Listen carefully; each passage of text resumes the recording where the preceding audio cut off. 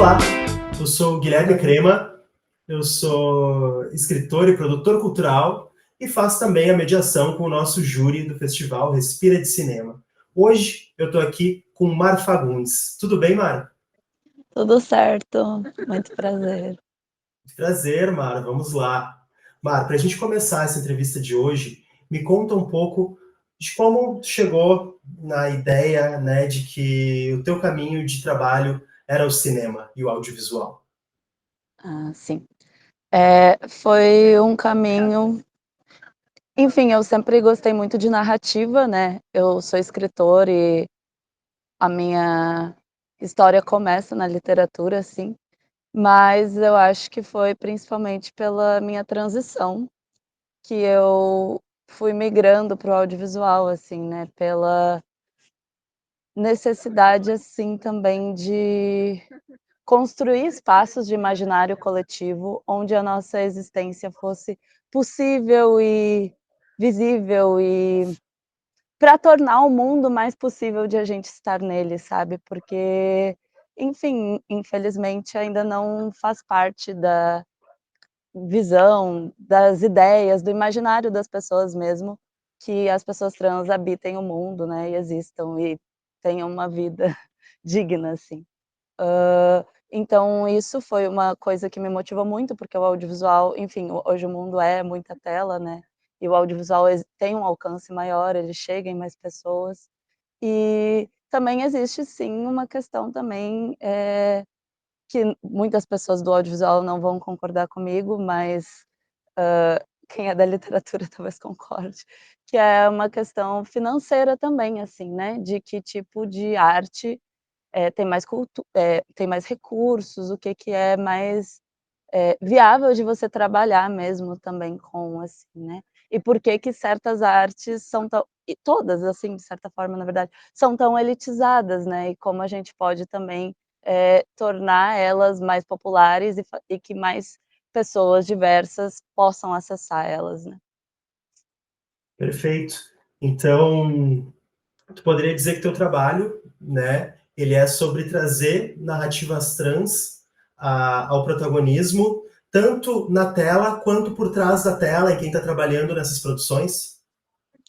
Sim, o meu trabalho, que eu construo principalmente de forma independente, via fomento público, é totalmente assim.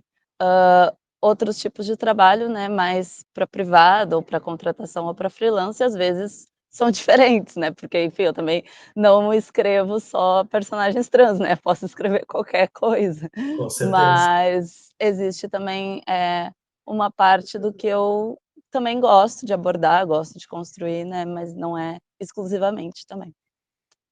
Ótimo. Mar, tu é diretor executivo da APTA, que é a Associação de Profissionais Trans do Audiovisual, certo? Eu fui diretor executivo da gestão de 2024. Agora eu saí da gestão, ainda sou associado, e faço parte da construção coletiva, mas não nesse cargo. Mas eu super apoio a APTA, adoro falar sobre a APTA. Ah, entendi. E esse trabalho que tu desenvolveu, tu pode contar um pouco pra gente qual que é o foco da associação que tu me disse que ainda faz parte também, né?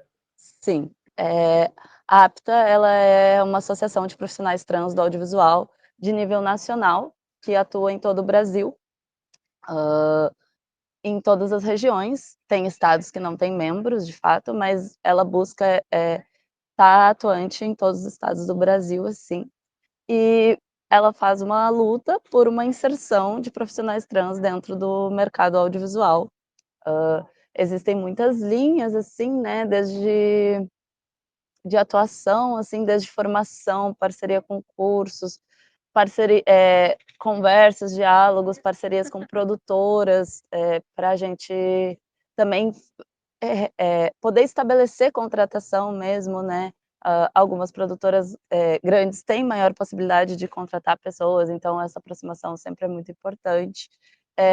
E a gente também tem muitos debates internos e a nível político também, né, para se organizar frente a várias estruturas, com alguns parceiros também dentro dos estados, existem às vezes algumas associações mais progressistas que também nos apoiam, que também buscam um diálogo e uma parceria, uma luta coletiva, mas também contra o conservadorismo que tem assolado bastante o Brasil, inclusive na cultura, para poder, né, trazer, enfim, que a gente exista, tanto recebendo dinheiro, podendo ser contratado, podendo ter trabalho, quanto também nesse nível do que é abordado, né, do que a produção audiovisual brasileira aborda, que temas são aceitos, que temas não são aceitos.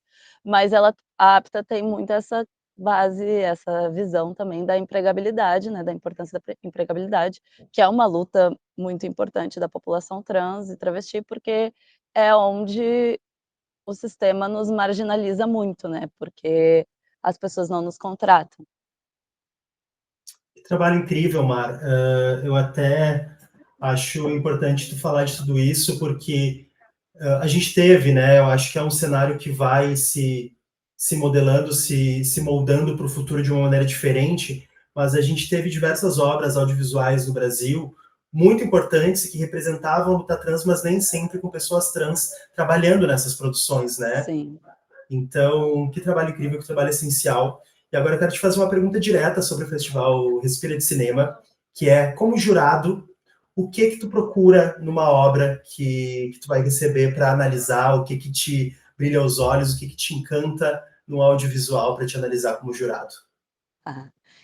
Eu gosto muito de ver uma coisa e pensar: "Nossa, eu não acredito que isso está em tela".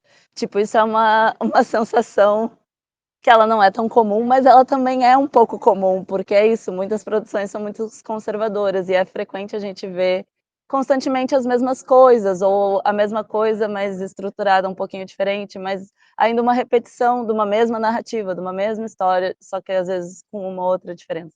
Então quando eu vejo uma coisa que eu penso: "Nossa, eu não acredito que eu tô vendo isso, eu não acredito que alguém teve coragem de filmar isso e mostrar isso, e olha que", eu fico realmente muito impressionada. Outra coisa que eu considero muito é também a propriedade que a pessoa tem sobre o que ela está falando, assim, né, se dá para sentir que a equipe, o elenco, a direção, tá por dentro do tema que está sendo abordado, né, se tem também não tá acontecendo coisas de apropriação ou tal, né. Para mim, essa questão identitária, né, e o festival é um festival que se importa com isso, também é, para mim, bem importante que apareça. Hã, que realmente as pessoas que estão falando sobre esse assunto vivem aquele assunto e têm propriedade para falar dele. Então, tu acha que a análise de uma obra audiovisual também vai além do que só a fruição, né, da obra, mas também vai na análise da ficha técnica e de descobrir quem trabalhou ali e entender também por trás das Sim. câmeras. Sim, e às vezes tu nem precisa da ficha técnica, né, pra ver isso, dá pra tu sentir pela forma que é abordado, pela sensibilidade e tal, né.